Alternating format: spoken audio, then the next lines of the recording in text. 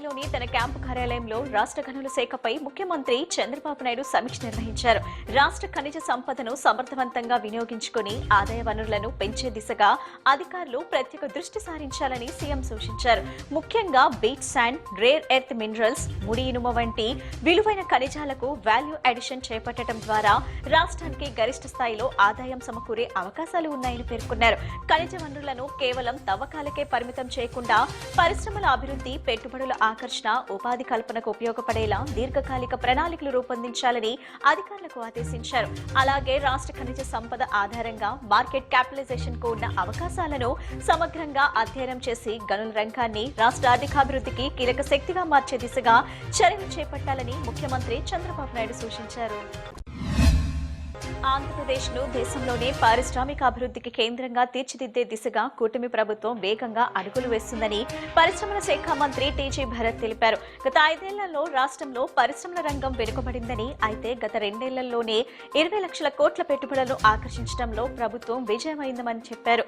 ఇప్పటికే 11.77 లక్షల కోట్ల పెట్టుబడులకు ఎస్ఐపిబి ఆమోదం లభించగా వీటి ద్వారా 10 లక్షల మందికి పైగా ఉపాధి అవకాశాలు కల్పించినట్లు వెల్లడించారు.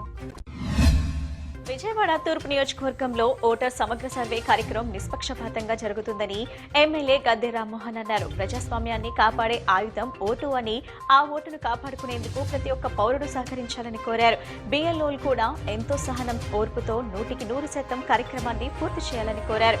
ఓటర్ జాబితా ప్రక్షాళన జరిగి నిజమైన ఓటర్ జాబితా బయటకు రావాలని ప్రత్యేక శ్రద్ధతో చేయడం జరుగుతుందని, జూలై 15 వరకు గడువు ఉందని, ఈ గడువు మరో 15 రోజులు పెంచాల్సిన అవసరం ఉందన్నారు.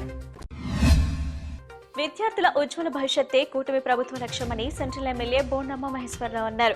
ప్రభుత్వ పాఠశాలను కూటమి ప్రభుత్వం కార్పొరేట్ స్థాయికి తీసుకువెళ్తుందని ఆయన అన్నారు. నాణ్యమైన విద్య ప్రతి చిన్నారి హక్కు అని, దీనికి ప్రభుత్వం పూర్తి భరోసా ఇస్తుందని ఆయన స్పష్టం చేశారు.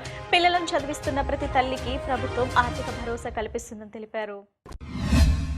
శారీరక పరిమితులను అధిగమించి క్రీడల్లో రాణించడమే కాకుండా ప్రభుత్వ ఉపాధ్యాయ ఉద్యోగాలు సాధించడం ఎంతో గర్వకారణమని ఎన్టీఆర్ జిల్లా కలెక్టర్ లక్ష్మీ షా పేర్కొన్నారు.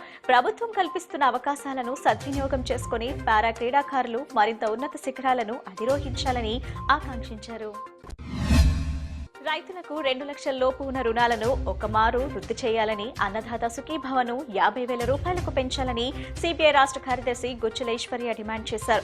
అరుగాలంపు శ్రమించి పంటలను పండించి దేశానికి అన్నం పెడుతున్న రైతులకు 15,000 రూపాయలు పెన్షన్ ఇచ్చేందుకు ప్రభుత్వానికి చేతులు రావడం లేదని విమర్శించారు. వివిధ రకాల పంటలకు గిట్టుబాటు ధర లేక రైతులు ఇబ్బందులు పడుతున్నారని, ప్రభుత్వం స్పందించి గిట్టుబాటు ధరలు కల్పించాలని కోరారు. రైతుల సమస్యలను ప్రభుత్వం ముందు పెట్టామని, వాటిని పరిష్కరించకపోతే పెద్ద ఎత్తున పోరాటం కొనసాగిస్తామని తెలిపారు. గిట్టుబాటు ధర కల్పించలేకపోతున్నారన్నారు. ప్రజాస్వామ్య వ్యవస్థలో ఓటర్ నమోదు ప్రక్రియకు అత్యంత ప్రాధాన్యం ఉందని కృష్ణా జిల్లా కలెక్టర్ డీకే బాలాజీ తెలిపారు.